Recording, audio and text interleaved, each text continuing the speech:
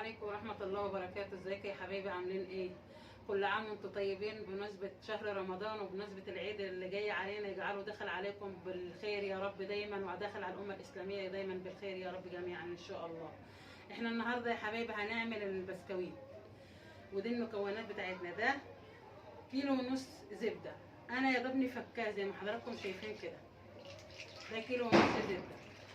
لو في ناس بتعمل بالسمنه اللي هي السمنه العاديه اللي هي الحقاق ديت، بتجيب كيلو سمنه وبيضبها تفكها زي ما قلت لكم كده. لما بنجيب السمنه، لو انتوا على حسب ما بتعملوا، دي زبده الصفرا، انا يا دوبني بفكها على النار، ما بسيحهاش لدرجه انها تقدح، لا يا دوبني هخليها تفك بس معايا. وبعد كده زي ما حضراتكم شايفين كده، لو انتوا بتعملوا مثلا بالسمنه اللي هي العاديه اللي هي بتاعت اللحاق ديت، دول 3 كيلو دقيق. انا عامله كده، ده كيلو ونص زبده علشان نحط 3 كيلو دقيق.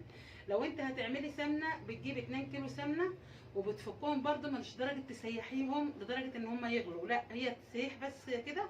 وتكون معاكي يكون مجهزه نص كيلو زبده اللي هي الصفرة ديت، تطفي على السمنه، وبعد كده تيجي حاطه النص كيلو زبده فيها وهي طافيه النار عليها. يقوم نص كيلو الزبده ده هيخليها لك كده طالعه مرمله، ما تبقاش تبردها لك وتبقى طالعه مرمله في نفس الوقت. ده كده السمنه معانا. دول 3 اكياس. الاول هنحط ده كيلو سكر، على حسب ما انتم ما بتعملوا بقى. انا كيلت 4 كوبايات، الكيلو جه معايا 4 كوبايات اللي هم كوبايات العصير. لل3 كيلو دقيق دول كده سكر بودره، انا طحناه، يعني حسب ما بتجيبي بقى، تكوني بقى بتجيبيه جاهز مطحون جاهز، تطحني عندك زي ما حضراتكم بتجيبوا. يعني ده كيلو سكر مطحون لل3 كيلو دقيق. ودول 3 معالق مليانين حلوين كده، شوف المعلقه مليانه قد ايه. ده نشادر 3 معالق، كل كيلو برضو معلقه زي ما حضراتكم شايفين كده. 3 كيلو 3 معالق نشادر. ودول 3 اكياس بيكنج باودر، كل كيس يا جماعه له كيلو، كل كيلو وله كيس زي ما حضراتكم شايفين معانا كده. 3 اكياس بال3 كيلو.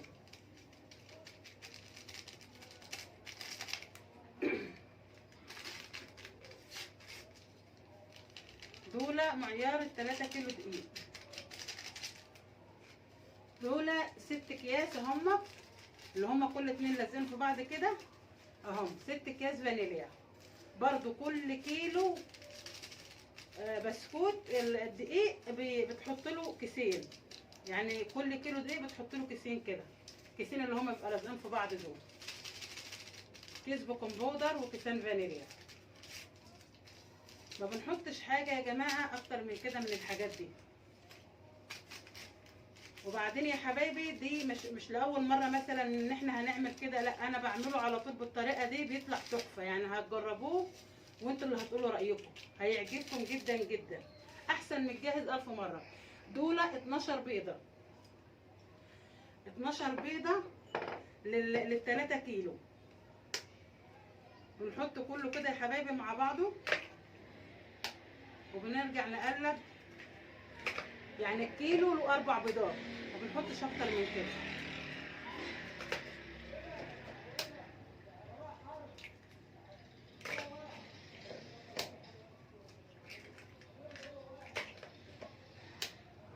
يعني الكيلو 4 بيضات، 3 كيلو حط لهم 12 بيضه. وقفنا كده يا حبايبي. انا حطيت السكر والبيكنج باودر والنشادر وكل الحاجات اللي انتوا شفتوها اهوت، وبقلب كده زي ما حضرتك. افضل اقلب فيه كده لحد ما احس ان ايه، كل حاجه دابت معايا بالطريقه اللي انتوا شايفينها دي. وابدا انزل بالدقيق بتاعي. بسم الله الرحمن الرحيم.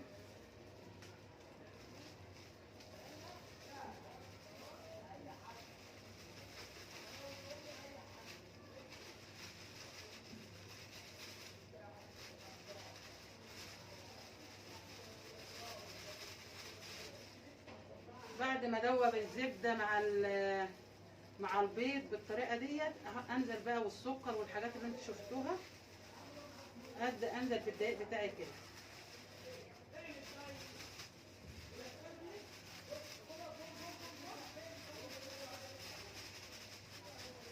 ده كل كيس في الكيلو.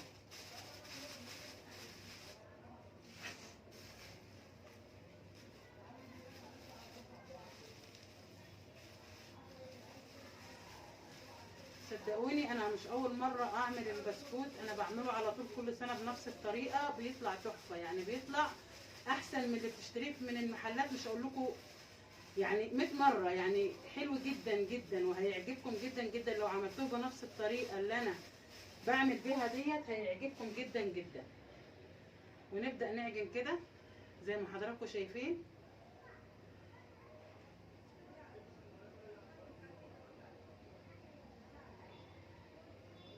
ولا بنحط ميه ولا بنحط لبن ولا بنحط الناس اللي بتقول لك ريحه الورد وميه الورد وريحه البتاع ده البلدي. لا، ما بنحطش في من الحاجات دي كلها. هو اللي انتوا شفتوني حطيته ده، ما بحطش اكتر من كده. ولا ريحه البلدي ولا ريحه انك يعني مربعات كده اللي بيبيعوها في لما تروحي تشتري حاجه الكحك بيروحوا يعبوا لك حاجات قد كده. هو مش محتاج حاجه اكتر من اللي احنا حطيناه ده. كده يا حبايبي، بص الجنة اللي انا بعمل فيها بدهنها كده بحبه زيت معايا عشان ما يلزقش معايا في الصاج. مش كل مره يعني، لو لقيت حاجه لازقه كده وعامله فتافيت بمسح بحته، بيبقى معايا حته بمسح بيها الفتافيت اللي بتبقى في الصاج وبرجع ادهن كده. وممكن مش يبقى كل مره ادهن كده، على حسب ما انا شايفه الصاج معايا عامل ازاي. زي ما حضراتكم شايفيني كده.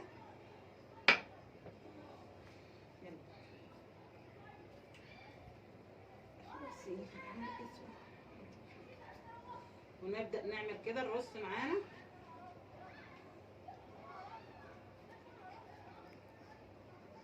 زي ما حضراتكم شايفيني كده اهو. العجينة طالعة ممتازة يعني، جميلة جدا جدا، مش محتاجية لأي حاجة. ونرص الصاج بتاعنا زي ما انتم شايفين كده.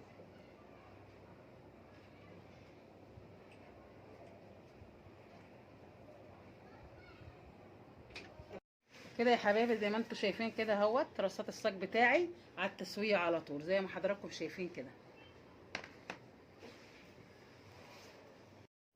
ايوه يا حبايبي، انا سويت اهوت البسكوت بالطريقه ديت. انا بعمل درجه الحراره بتاعه التوستر على اخر حاجه 250.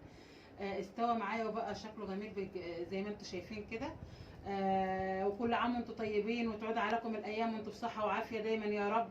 بمناسبه العيد الكريم اللي دخل علينا كلنا، يا رب يدخل عليكم بالخير جميعا يا رب ان شاء الله. لو عملتوه بنفس الطريقه ديت هيعجبكم جدا جدا، تعملوه وتاكلوه بالف هنا وشفا. والسلام عليكم ورحمه الله وبركاته. متنساش تفعلوا الجرس وتدوسوا لايك عشان يوصلكم كل جديد.